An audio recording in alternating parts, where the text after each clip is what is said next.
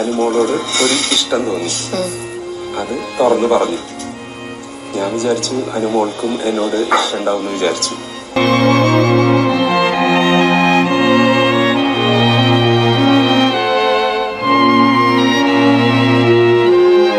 ഇനി വേറൊരു കാര്യങ്ങളും മനസ്സിൽ വെച്ചിട്ട് പെരുമാറരുത്. ഇല്ല, ഞാനൊന്നും പെരുമാറുന്നില്ല.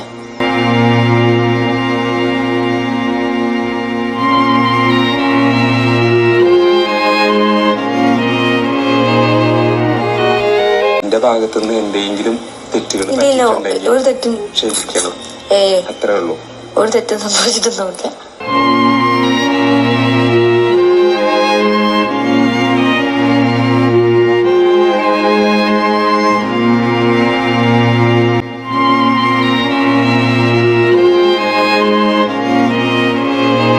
അതിന് മുന്നേക്ക് ഞാന് തമാശക്കാണ് അന്ന് ഇങ്ങനെയൊക്കെ അവിടെ ഇരുന്നിട്ട് ഇങ്ങനെ കാണിച്ചതും ഇതൊക്കെ വെറുതെ.